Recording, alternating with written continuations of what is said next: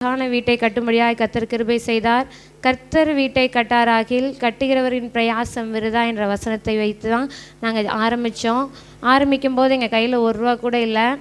எங்கள் வீட்லேயும் சப்போர்ட் பண்ணல, இவங்க வீட்லேயும் சப்போர்ட் பண்ணல. நாங்கள் ஜெபத்தில் மட்டும்தான் வச்சோம். வீடு கட்டலான்னு பிளான் பண்ணிட்டோம். கையில் ₹1 கூட இல்லை. நாங்கள் தொடர்ந்து ஒரு 3 நாள் ஜெபத்தில் வச்சோம். கண்ணீரோடு நானும் எங்கள் வீட்டுக்காருக்கு வந்து ஜெபம் பண்ணோம். கர்த்தர் ஒவ்வொரு ஸ்டெப்லேயும் கர்த்தர் எங்களோடு கூட இருந்து தேவையான பண தேவைகளை ஏதாவது ஒரு வழியில் சந்தித்தார். நாங்கள் யாரிடமும் போய் கையேந்தி கூட நிற்கல. நாங்கள் ஜெபம் மட்டும்தான் பண்ணுவோம். நாளைக்கு வேலை செய்கிறாங்கன்றவரே, கூலி கொடுக்க கூட எங்கள்கிட்ட காசு இல்லை ஏசப்பா, நாங்கள் என்ன பண்ண போகிறோன்னு ஜெபம் மட்டும்தான் நைட்டு உட்காந்து பண்ணுவோம். அடுத்த நாள் எங்கள் அக்கௌண்ட்டில் எப்படியாவது பணம் கிரெடிட் ஆயிரும். யார் மூலமாவது பணம் கிரெடிட்டாக கர்த்தர் எங்களுக்கு கிருபை செய்தார். இவ்வளோ நாள் கர்த்தர் கிருபையாய் நடத்தி வந்தார். இம்மட்டுமாய் நடத்தி வந்த தேவனுக்கு கோடான கோடி நன்றி. ஹல்லேலூயா. எத்தனை பேர் சந்தோஷமா இருக்கீங்க? இந்த வேளையில் நல்ல சந்தோஷமா இருக்கிறவங்க மாத்திரம் நல்ல கரங்களை உயர்த்தி ஹல்லேலூயா. மகிழ்ச்சியா இருக்கவங்க மாத்திரம் நல்ல கரங்களை உயர்த்தி ஹல்லேலூயா. ஆண்டவர் இந்த வருடத்தை முழுவதுமா என்னை காத்து கொண்டார் என்று சொல்லுகிறவர்கள் மாத்திரம் நல்ல கரங்களை உயர்த்தி சத்தமா ஹல்லேலூயா ஹல்லேலூயா. நாம் எடுத்தவர்கள் வாசிப்போம். லூக்காவின் புஸ்தகம் 6வது அதிகாரம் 38வது வார்த்தை. லூக்காவின் புஸ்தகம் 6:38. ஆமென். கொடுங்கள், அப்பொழுது உங்களுக்கு கொடுக்கப்படும். அமுக்கி குலுக்கி சரிந்து விழும்படி நன்றாய் அளந்து உங்கள் மடியிலே போடுங்கள். நீங்கள் எந்த அளவில் அளக்கிறீர்களோ அதே அளவினால் உங்களுக்கு அளக்கப்படும் என்றார். வேதம் இங்கு அழகாக சொல்லுகிறது. லூக்காவின் புஸ்தகம் 6வது அதிகாரம் 38வது வார்த்தை, கொடுங்கள் அப்பொழுது உங்களுக்கு கொடுக்கப்படும். இன்றைய நாளில் நான் உங்களுடைய சமூகத்தில் பேச போவது காணிக்கை குறித்தோ பணத்தை குறித்ததான காரியத்தை அல்ல. இந்த வேளையில் நாம் ஆண்டவருக்கு எண்ணத்தை கொடுக்கும் பொழுது ஆண்டவர் நமக்கு திரும்ப கொடுக்கிறவராய் இருக்கிறார். எடுத்தவர்கள் வாசிப்போம். மார்க்குவின் புஸ்தகம் 12வது வார்த்தை 17வது வார்த்தை. மார்க்குவின் புஸ்தகம் 12வது அதிகாரம் 17வது வார்த்தை படிங்க. ராயனுடையதை ராயனுக்கும் தேவனுடையதை தேவனுக்கும் செலுத்தும் என்றான். போதும். இந்த இடத்துல சொல்றாங்க தேவனுடையதை தேவனுக்கு செலுத்தணும். எண்ணத்தை நாம் ஆண்டவருக்கு செலுத்த வேண்டும்.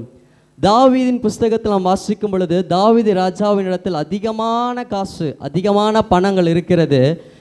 அதிகமான தேவ சமூகத்திலிருந்து அதிசயங்களையும் அனைத்து விதமான ஆசீர்வாதங்களை பெற்றுக்கொண்டவர் தாவீது. அதற்கு நன்றி பலியாய் தாவீது போய் அவருடைய சமூகத்தில் இருக்கிற சகல பொற்காசுகளை கொண்டு போய் கொட்டல. ஏன்னா தாவீது அழகாய் சொல்லுகிறார். எடுத்தவர்கள் வாசிப்போம். சங்கீதங்களின் புஸ்தகம் 116வது அதிகாரம் 12-13. சங்கீதங்களின் புஸ்தகம் 116வது அதிகாரம் 12-13. கர்த்தர் எனக்கு செய்த எல்லா உபகாரங்களுக்காகவும் அவருக்கு எண்ணத்தை செலுத்துவேன். ரட்சிப்பின் பாத்திரத்தை எடுத்துக்கொண்டு கர்த்தருடைய நாமத்தை தொழுது கொள்ளுவேன். அவ்வளவு ஆஸ்திகள் இருக்கிற தாவீது ஆண்டவருடைய சமூகத்திற்கு நேராக எண்ணத்தை சொல்லுகிறார். கர்த்தர் எனக்கு செய்த எல்லா உபகாரங்களுக்காகவும் அவருக்கு நான் எண்ணத்தை செலுத்துவேன். இந்த நாளிலும் கூட நாம் நிறைய பேர் திருப்தியாக இருப்போம். ஆண்டவருடைய சமூகத்தில் நான் அந்த தசமபாகத்தை கொடுத்துட்டேன், அதனால் நான் பூரண ஒரு சந்தோஷத்தோடு நீங்கள் இருப்பீங்க. ஒரு நிறைவு உங்களுக்குள்ளே இருக்கும். ஏன்னா நான் தசமபாகத்தை கொடுத்துட்டேன், ஆண்டவருக்குரியதை கொடுத்துட்டேன்னு சொல்லி ஆண்டவர் உங்களிடம் எதிர்பார்ப்பது அதுவல்ல. ஆண்டவருடைய சமூகத்தில் இந்த ஊழியத்தை செய்து விட்டேன், அது கர்த்தருடைய சமூகத்தில் எனக்கு திருப்தியாக இருக்கிறது, அது உங்களுடைய திருப்தி அல்ல, அது கர்த்தருடைய சமூகத்தில் எதிர்பார்ப்பதும் இல்லை. ஆண்டவர் எண்ணத்தை உங்களுடைய சமூகத்தில் எதிர்பார்க்கிறார்.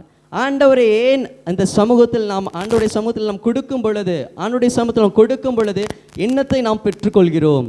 நெகேமியாவின் புஸ்தகம் 9வது அதிகாரம் 5வது வார்த்தை. நெகேமியாவின் புஸ்தகம் 9:5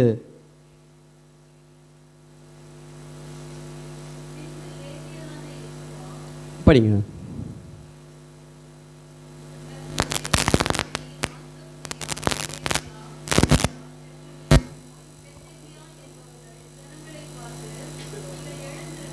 நீங்கள் எழுந்திருந்து அனாதையாய் என்றென்றைக்கும் இருக்கிற உங்கள் தேவனாகிய கர்த்தரை ஸ்தோத்திரியுங்கள் என்று சொல்லி கர்த்தரை நோக்கி எந்த ஸ்துதி ஸ்தோத்திரத்திற்கும் மேலான உம்முடைய மகிமையுள்ள நாமத்துக்கு ஸ்தோத்திரம் உண்டாவதாக. ஆண்டுடைய சமூகத்தில் நாம் முதலாவது செலுத்த வேண்டிய காரியம் என்னவென்றால் ஸ்தோத்திரம் செலுத்த வேண்டும். கர்த்தருக்குரிய துதியை செலுத்த வேண்டும். கர்த்தர் நம் வாழ்வில் செய்திருக்கிற ஒவ்வொரு காரியங்களையும் எண்ணி ஒவ்வொரு நினைவுகளையும் எண்ணி நாம் ஸ்தோத்தரிக்க வேண்டும். நாம் நன்றி சொல்கிற பிள்ளைகளாக இருக்க வேண்டும். ஹல்லேலூயா, ஹல்லேலூயா. எத்தனை பேர் சொல்றீங்க, இந்த வருடத்தில் ஆண்டவர் எனக்கு எத்தனையோ காரியங்கள் செய்திருக்கிறார், சிறிதளவான காரியங்களையும் செய்திருந்தாலும் நான் அது ஆண்டவருக்கு என்று உண்மையாய் நன்றி சொல்லியிருக்கிறேன் என்று சொல்லுகிறவர்கள் எத்தனை பேர்? ஹல்லேலூயா. ஆண்டவருடைய சமூகத்திலிருந்து எதிர்பார்க்கிற ஒரே ஒரு காரியம் 34:1 சொல்கிறது, கர்த்தரை நான் எக்காலத்திலும் ஸ்தோத்தரிப்பேன், அவர் துதி எப்போதும் என் வாயில் இருக்கும். ஹல்லேலூயா. எந்த ஒரு காரியங்களில் ஆனாலும் சரி, எந்த ஒரு ஆச்சரியமான காரியங்கள் ஒரு அதிசயங்கள் நடந்திருந்த பொழுதிலும் ஆண்டவருக்கு நாம் என்னத்தை செலுத்துகிறது ஒரு முக்கியமான காரியமாக இருக்கிறது. சங்கீதங்கள் புஸ்தகம் 103:1 சொல்கிறது, என் ஆத்துமாவே கர்த்தரை ஸ்தோத்திரி, என் முழு உள்ளமே அவருடைய பரிசுத்த நாமத்தை ஸ்தோத்திரி என்று. நாம் சற்று யோசித்து பார்ப்போம், எத்தனை காரியங்கள் நம்ம ஆண்டவருக்கு ஸ்தோத்திர பலிகளை செலுத்திருக்கிறோம். சங்கீதங்கள் புஸ்தகம் 13:6 சொல்கிறது, கர்த்தர் எனக்கு நன்மை செய்தபடியால் அவரை பாடுவேன் என்று. இவ்விதமாய் அழகாய் என்னுடைய தலைப்பை நான் கொடுங்கள் அப்பொழுது உங்களுக்கு கொடுக்கப்படும். ஆண்டவருக்கு என்று நாம் என்னத்தை கொடுக்க போகிறோம்? ஒரு 3 காரியங்களை குறித்து நான் இந்த வேளையில் சொல்ல ஆசைப்படுகிறேன். முதலாவது, நம் துதியை செலுத்தும் பொழுது ஆண்டவர் நமக்கு என்னத்தை தருகிறார்? கர்த்தருடைய சமூகத்திலிருந்து நமக்கு என்ன வருகிறது? எடுத்தவர்கள் வாசிப்போம். சங்கீதங்களின் புஸ்தகம் 100வது அதிகாரம் 4வது வார்த்தை. சங்கீதங்களின் புஸ்தகம் 104. அவர் வாசல்களில் துதியோடும் அவர் பிரகாரங்களில் புகழ்ச்சியோடும் பிரவேசித்து அவரை துதித்து அவருடைய நாமத்தை ஸ்தோத்தரியுங்கள். முதலாவது, ஆண்டவருடைய சமூகத்திலிருந்து எதிர்பார்ப்பது என்னவென்றால் அவருடைய வாசல்களில் துதியோடு இருக்கிறோமா? அவருடைய பிரகாரங்களில் புகழ்ச்சியோடு பிரவேசித்து அவருடைய நாமத்தை துதிக்கிறோமா? அவருடைய நாமத்தை ஸ்தோத்தரிக்கிறோமா? முதலாவது கர்த்தர் உங்களுடைய சமூகத்திலிருந்து எதிர்பார்ப்பது உங்களுடைய காணிக்கைகள் அல்ல, உங்களுடைய ஆஸ்திகளை அல்ல, உங்களுடைய பொருட்களை அல்ல. கர்த்தர் உங்களை எதற்காக உண்டாக்கினார் என்றால் அவரை துதிப்பதற்கு மாத்திரமே. ஹல்லேலூயா, ஹல்லேலூயா. எடுத்தவர்கள் வாசிப்போம். 1 தெசலோனிக்கேயரின் புஸ்தகம் 5வது அதிகாரம் 18. 1 தெசலோனிக்கேயர் 5:18. எல்லாவற்றிலேயும் போதும் ஸ்தோத்திரம் செய்யுங்கள். சகல காரியங்களிலும் நாம் என்னத்தை செய்ய வேண்டும்? ஸ்தோத்திரம் செய்ய வேண்டும். அழகாக ஆண்டவர் இந்த இடத்துல சொல்லுகிறார், நாம் துதியையும் மகிமையும் ஆண்டவருக்கு என்று கொடுக்கும் பொழுது தேவ சமூகத்திலிருந்து நம்ம பெறுகிற காரியம் என்னவென்றால் ஒரு மிகப்பெரிய பொக்கிஷமாகிய அவருடைய ஆசீர்வாதம். ஹல்லேலூயா, ஹல்லேலூயா. எத்தனை பேர் அந்த வார்த்தையை நான் வேதத்தில் பார்க்கவேன் என்று பிரியப்படுகிறீர்கள்? எடுத்தவர்கள் வாசிங்கள். யாத்திராகமத்தின் புஸ்தகம் 20வது அதிகாரம் 24வது வார்த்தை. யாத்திராகமம் 20:24 படிங்க.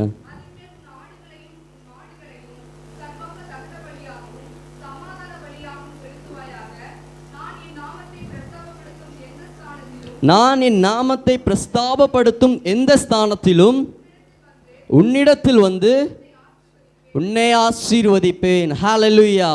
ஆண்டவருடைய சமூகத்தில் நீங்கள் 10,000 கொடுக்கும் பொழுது ஆண்டவர் உங்களுக்கு 20,000 கொடுப்பாருங்கிறது செகண்டரி. ஃபர்ஸ்ட் ஆஃப் ஆல் என்ன கிடைக்குது? ஆண்டவருடைய சமூகத்தில் நீங்கள் துதியை கொடுக்கும் பொழுது கர்த்தருடைய சமூகத்தில் உங்களுக்கு பெறுவது ஆசீர்வாதம். ஹல்லேலூயா. நீங்கள் எவ்வளவுதான் ஓடி ஓடி சம்பாதித்து ஒரு ஐஸ்வர்யத்தை சேர்த்தாலும் வேதம் அழகாக சொல்லுகிறது, கர்த்தரின் ஆசீர்வாதமே ஐஸ்வர்யத்தை தரும். ஹல்லேலூயா, ஹல்லேலூயா. எவ்வளவு முட்டி ஓடி ஓடி சம்பாதிச்சு சேர்த்து வச்சாலும் கடைசியில் கர்த்தருடைய ஆசீர்வாதம் இல்லை என்றால் ஒன்றுமே இல்லை. ஹல்லேலூயா. அதற்காக ஒரு சிறிய எடுத்துக்காட்டை நான் சொல்ல ஆசைப்படுகிறேன். எடுத்தவர்கள் வாசியுங்கள். லூக்காவின் புஸ்தகம் 17வது அதிகாரம் 11 19 வரை. லூக்காவின் அதிகாரம் 17வது அதிகாரம் 11 19 வரை. பின்பு அவர் எருசலேமுக்கு பிரயாணம் பண்ணுகையில்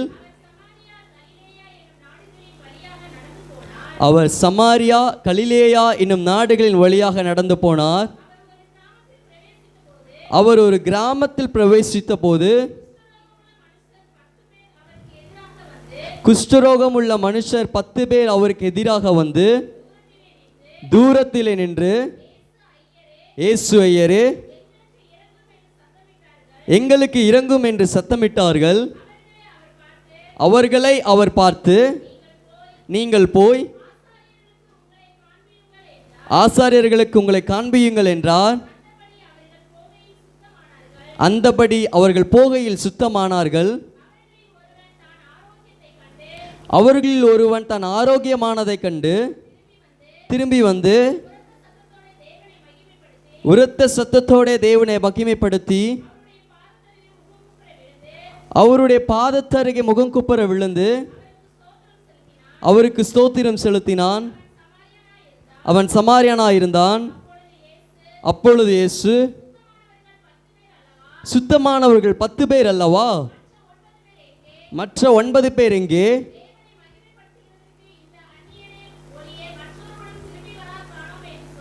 தேவனை மகிமைப்படுத்துவதற்கு இந்த அந்நியனை ஒழிய மற்றொருவனும் திரும்பி வர காணோம் என்று சொல்லி அவனை நோக்கி, நீ எழுந்து போ, உன் விசுவாசம் உன்னை ரட்சித்தது என்றார். இந்த பகுதியில் நாம் பார்க்கும் பொழுது 10 வியாதியஸ்தர்கள், அதாவது குஷ்டரோகிகள் தேவனை நோக்கி அந்த இடத்தில் இருக்கிறார்கள். இந்த இடத்தில் ஆண்டவர் குஷ்டரோகிகளை சுத்தமாக்க வேண்டும் என்று அந்த இடத்திற்கு போகவில்லை. நீங்கள் அழகாக வாசிக்கும் பொழுது 11வது வார்த்தையில் வாசிக்கும் பொழுது, பின்பு அவர் எருசலேமுக்கு பிரயாணம் பண்ணுகையில், அவர் அந்த கிராமத்துக்குன்னு சொல்லி அங்கே நோட் பண்ணவே இல்லை. அந்த 10 குஷ்டரோகிகள் சுத்தமாக வேண்டும் என்று அவர் பிரயாணம் பண்ணலை. இங்கே என்ன நோட் பண்ணியிருக்காங்கன்னா, எருசலேமுக்கு பிரயாணம் பண்ணுகையில் அவர் சமாரியா கலிலேயா என்னும் நாடுகளின் வழியாக நடந்து போனார். அவர் ஒரு கிராமத்தில் பிரவேசித்த போது, ஒரு கிராமத்தின் வழியாக பிரவேசிக்கிறார். குஷ்டரோகம் உள்ள மனுஷர் 10 பேர் அவருக்கு எதிராக தூரத்தில் நின்று, பக்கத்தில் இல்லைங்க, தூரத்தில் 10 பேர் நிற்கிறாங்க. 10 பேர் நின்று ஆண்டுடைய சமூகத்தில் என்ன கேட்குறாங்க? இந்த இடத்துல, இயேசு ஐயரே, எங்களுக்கு இறங்கும் என்று சத்தமிட்டார்கள். இந்த பகுதியில் நாம் பார்க்கும் பொழுது அவர்களை அவர் பார்த்து, நீங்கள் போய் ஆசாரியர்களுக்கு உங்களை காண்பியுங்கள் என்றார். அந்தபடி அவர்கள் போகில் சுஸ்தமானார்கள்.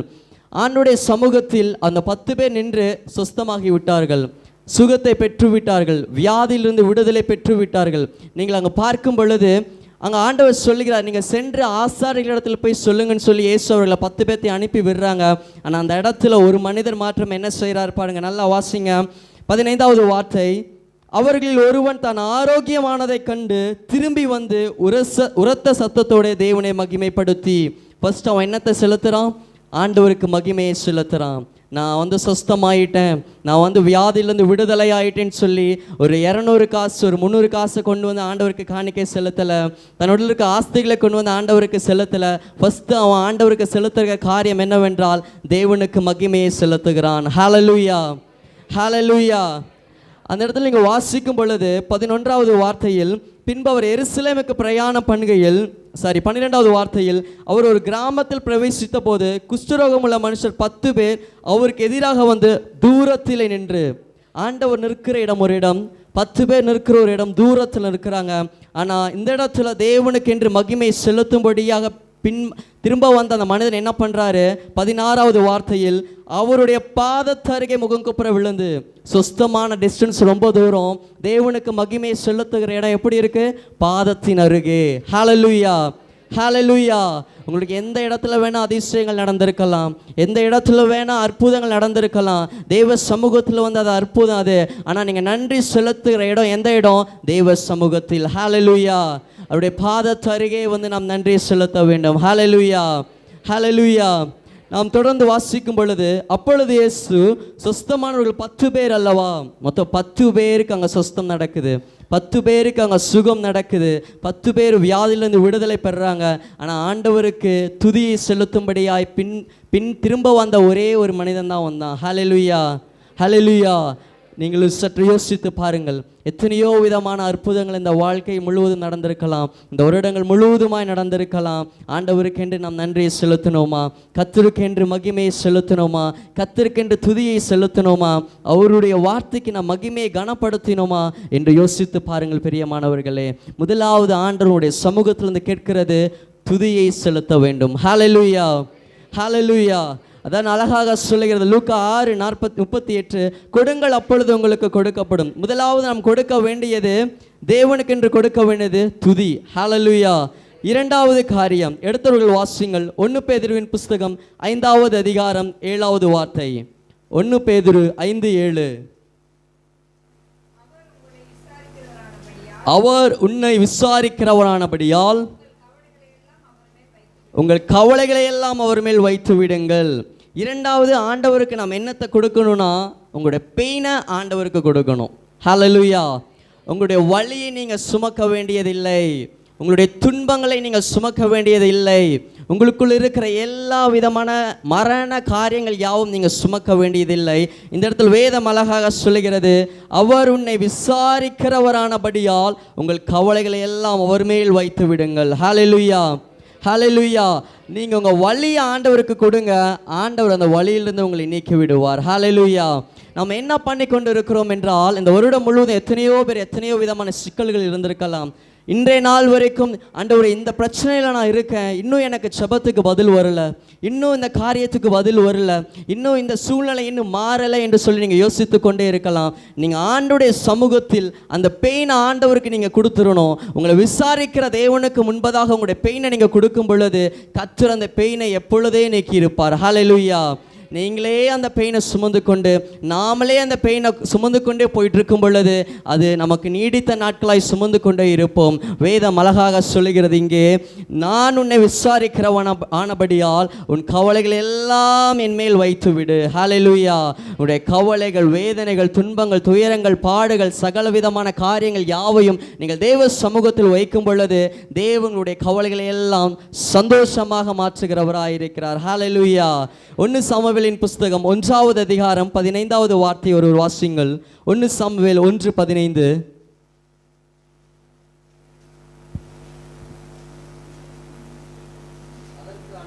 அதற்கு அன்னாள் பிரதியுத்தரமாக, அப்படியல்ல என் ஆண்டவனே, நான் மனக்லேசமுள்ள ஸ்திரீ, நான் திராட்சரசமாகிலும் மதுவாகிலும் குடிக்கவில்லை, நான் கர்த்தருடைய சந்நிதியில் என் இருதயத்தை ஊற்றி விட்டேன். ஹல்லேலூயா. உங்களுடைய இருதயத்தை தெய்வ சமூகத்தில் ஊற்ற வேண்டும். ஆண்டவரே கேட்கிறார். என்ன கேட்கிறார் இந்த இடத்துல? வேதம் அழகாக சொல்லுகிறது லூக்கா 6:38, கொடுங்கள் அப்பொழுது உங்களுக்கு கொடுக்கப்படும். இந்த இடத்துல ஆண்டவர் ஆண்டவருடைய சமூகத்தில் நம்ம என்ன கொடுக்க வேண்டும் என்றால், நான் கர்த்தருடைய சந்நிதியில் என் இருதயத்தை ஊற்றி விட்டேன். அன்னால் அழகாக சொல்லுகிறார்கள். அதே போல உங்களுடைய இருதயத்தில் இருக்கிற எல்லா கவலைகளையும், உங்களுடைய இருதயத்தை தேவ சமூகத்தில் ஊற்றிவிட வேண்டும். ஹல்லேலூயா. ஹல்லேலூயா. ஹல்லேலூயா. தொடர்ந்து வாசிப்போம். 17வது வார்த்தையை வாசிங்க.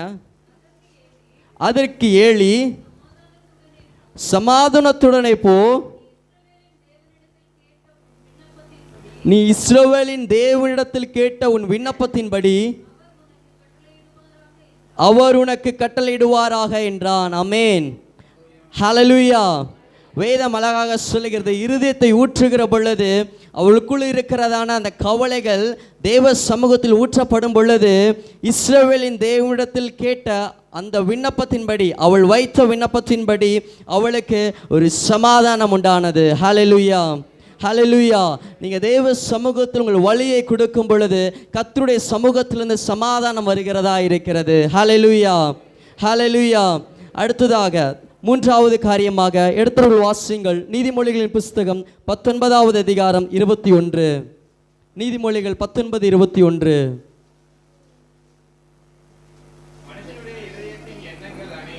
மனுஷனுடைய இருதயத்தில் எண்ணங்கள் அநேகம், ஆனாலும் கர்த்தருடைய யோசனையை நிலைநிற்கும். இந்த இடத்துல நாம் பார்க்கிறது, கொடுங்கள் அப்பொழுது உங்களுக்கு கொடுக்கப்படும். இந்த இடத்துல நாம் என்னத்தை கொடுக்க வேண்டும் என்றால், உங்களுடைய திட்டங்களை நீங்கள் கொடுக்க வேண்டும்.